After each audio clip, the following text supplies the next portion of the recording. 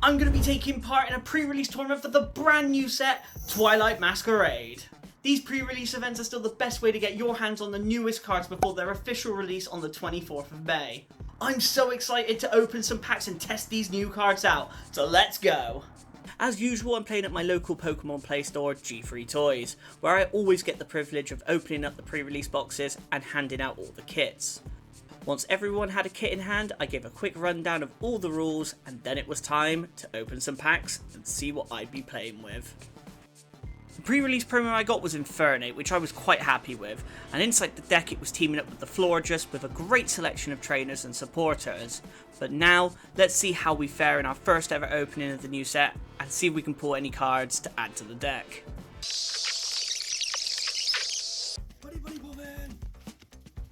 Oh, I didn't even realise they reprinted it in this.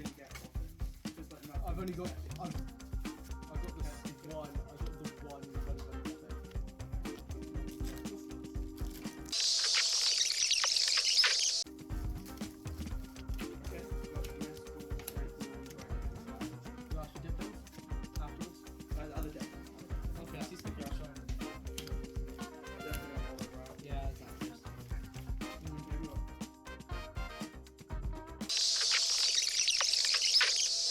Deals 20 damage off of it. That's not too bad.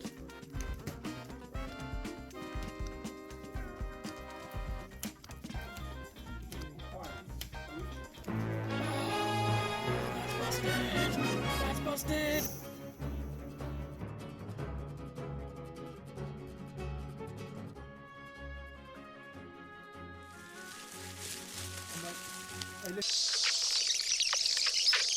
We have to be a bit more careful because that happens again. We're probably going to end up going backwards. I mean, here. Concussion. That's not fun, Joey Pokemon. I've been confused like my Pokemon. Alright, I'll take an alright. I'll take an alright.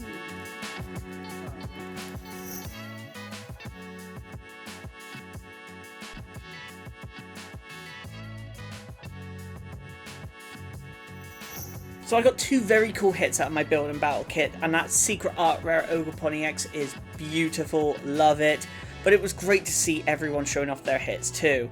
Plenty of EXs, Ace Specs and Full Arts dotted all over the tables as everyone was constructing their decks, ready for the battles ahead. I made very minimal changes to the original deck provided in the kit, running the Infernape as my main attacker with the Florges, who would also make a great supporter. The Infernape not only had a great attack with a whopping 200 damage, but its ability Pyro Dance, where I could once per turn attach a fighting or fire energy, or one of each, to itself or any other Pokemon, meaning I could be attaching up to 3 energy a turn, and making the energy discard from its attack completely irrelevant. I also had Florges as a second attacker, but mainly to use for its Captivating Invitation ability, where it basically has a Pokemon catcher effect, but with the added bonus of confusing the new active Pokemon as well.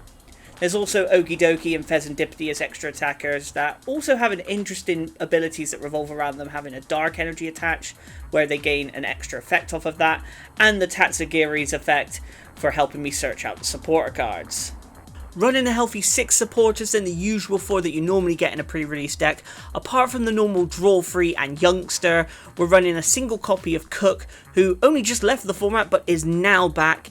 2 copies of Purring Retreats, reveal up to 2 Pokemon in your hand and put them into your deck. If you do, search your deck for up to that many Pokemon, reveal them and put them into your hand, shuffle the deck. And the last supporter is of course a single copy of Hassel. It can only be used if a Pokemon I control was knocked out by my opponent in the previous turn, but the look at the top 8 cards and keep 3 of them and shuffle the rest back is not bad recovery at all when you might be taking a bit of a loss at that point. But here's the rest of the deck list, and I'm feeling quite confident. I might be playing one too many energies, but there wasn't really anything else I felt that needed to be splashed in, but let's just see how we get on. Get on with game 1. I won the dice roll and opted to go first, where my opponent did have to mulligan once, and ended up starting with 3 basics over my single basic Pokemon. Thankfully he started off with the Iron Leaves in the active, which needed 3 energies before it was able to attack me for damage. I started off by activating a Great Ball, where I had a choice of Okidogi or Floette.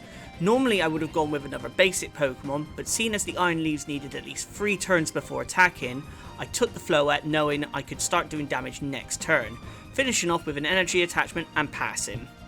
My opponent started his turn by activating the support of Picnicker, rolling a tail so only drawing 2 cards instead of 4. Then using the best new support card for grass type decks, Bug Catching Set, to look at the top 7 cards of his deck and add in up to 2 of any combination of grass Pokemon and grass energies, but unfortunately only finding a single Thwackey and ended his turn with an energy attachment. So I used Nemona to draw 3, which found me a Nest Ball, and that allowed me to get a Chimchar on my bench. I then evolved my Flabébé into Floette, attaching another Psychic Energy and using the spinning attack for 40 damage, which ended my turn. Sadly for my opponent, they could only attach a single energy to the Iron Leaves and evolve their Grookey into Thwackey before passing it back to me, and from here on out I completely took control of the game, evolving my Floette and attaching an energy to the Chimchar before attacking with Magical Shot for 120 damage, knocking out the Iron Leaves for my first prize. After that, my opponent just couldn't find the cards he needed to make a comeback, and I ended up knocking out both his other 2 Pokemon and winning round 1. Round 2 I won the dice roll again and opted for first, as that went very well in the previous round, and this time I had an advantage from the get-go, as I started off with a Chimchar, my fire type, against his Grookey, a grass type. Even though my turn consisted of only an energy attachment, my opponent, fearing for his Grookey, used the rescue board to retreat his Grookey into Flabébé, but that wasn't going to stop me. Evolving my Chimchar and attaching an energy meant I could use the Monferno's Chop attack for 40 damage, knocking out the weak Flabébé for an early lead.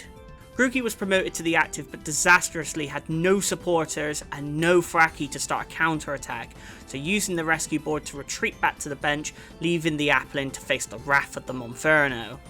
With the Applin down, there was nowhere to run for the poor Grookey. Unfortunately, my opponent had bricked really hard and had no way to dig any of the cards he needed, so with the Monferno doing double damage, meant I could easily knock out the Grookey and take another win. Yeah, so it was right at this point my phone died before filming round 3, so I don't have any footage of the game. But on the upside of things, I won the game and went undefeated the whole event. I was super chuffed, and with a charger plugged in, it meant I could open up my final 3 packs and hopefully pull something spicy to cap off this successful day.